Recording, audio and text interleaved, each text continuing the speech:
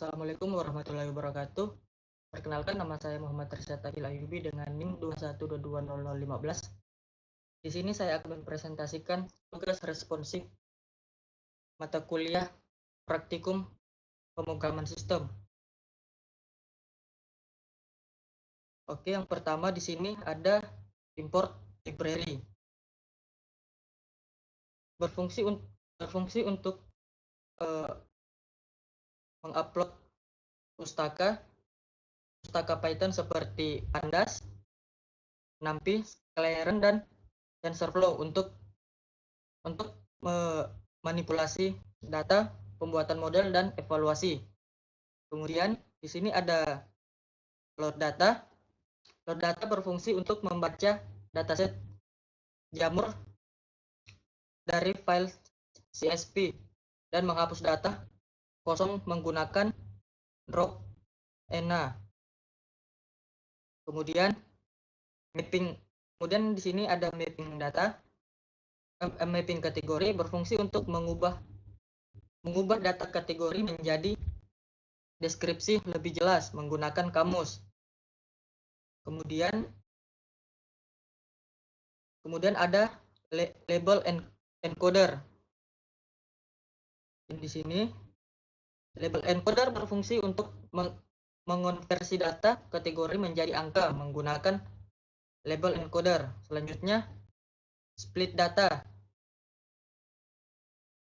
Split data berfungsi untuk memisahkan data menjadi fitur X dan target Y, lalu membaginya ke dalam data latih, 80% data latih dan 20% data uji. Kemudian di sini scale the feature. Scale the feature berfungsi untuk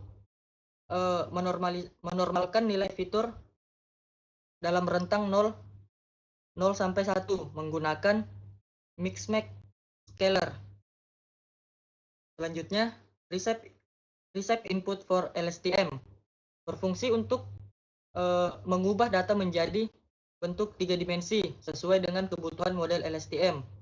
Kemudian build the LSTM model yang berfungsi untuk membuat model LSTM dengan lapisan LSTM.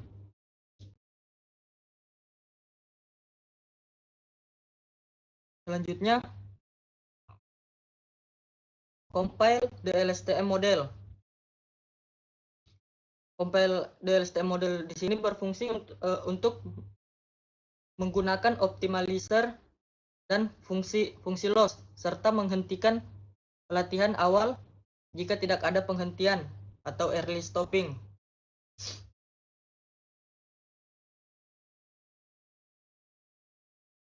Kemudian selanjutnya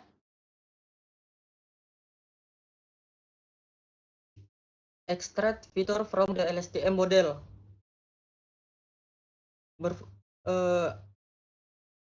Di sini digunakan berfungsi untuk menggunakan LSTM untuk menghasilkan representasi fitur baru. Selanjutnya train SVM atau latih model SVM. Di sini digunakan untuk super vector mesin SVM dengan kernel RBF untuk memproses fitur dari LSTM. Kemudian evaluasi model berfungsi untuk menghitung matriks kebingungan atau confusion matrix dan lapisan klarifikasi yaitu classification report.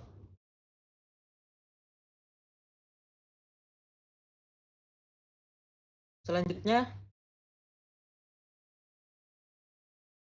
dan epoch yang didapat yaitu dengan epoch akurasi dengan nilai atau skor 1.0.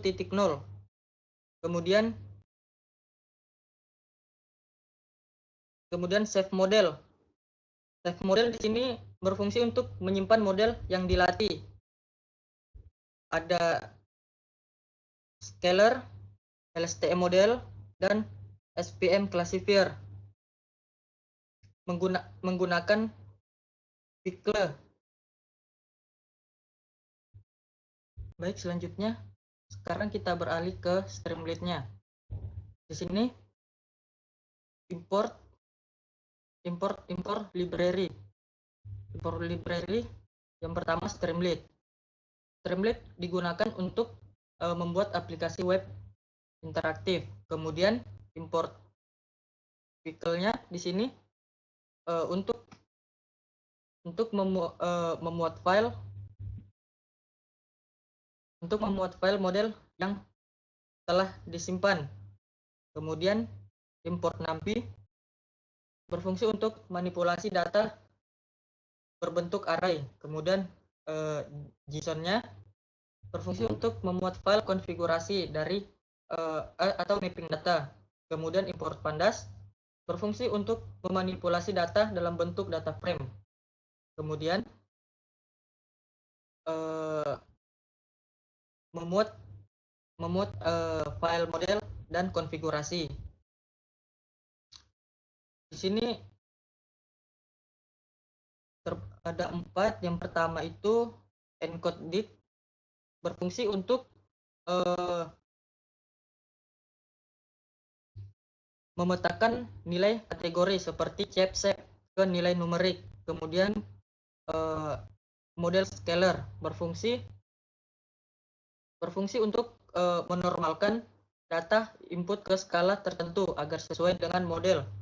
Kemudian LSTM model fungsinya untuk dilatih untuk mengekstraksi fitur dari input. Selanjutnya SPM classifier berfungsi digunakan untuk melakukan prediksi akhir. Kemudian ada kelas di sini berfungsi untuk menghapus kolom dari encodedict karena tidak digunakan untuk input. Selanjutnya di sini ada judul Streamlit. Judul Streamlit digunakan untuk menampilkan nama aplikasi di halaman web. Kemudian input fitur dari pengguna.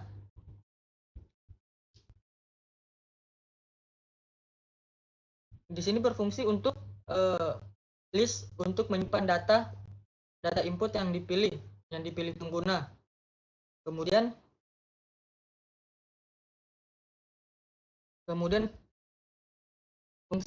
fungsi prediksi. Fungsi prediksi di sini untuk mengubah data mentah menjadi skala normal. Misalnya antara 0 dan 1.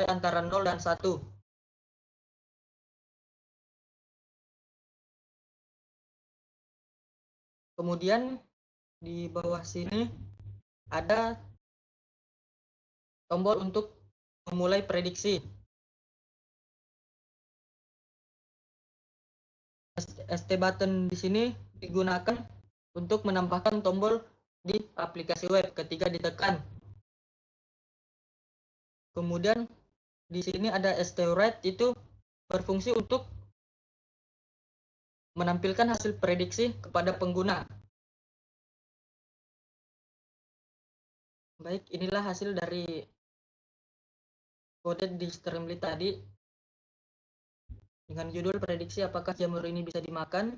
Setelah kita mengisi beberapa pilihan, apakah ini bisa dimakan atau tidak, coba kita prediksi. Ya, jamur ini merupakan jamur yang beracun, jangan dimakan. Berarti jamur ini tidak bisa dimakan. Ya, dan terima kasih.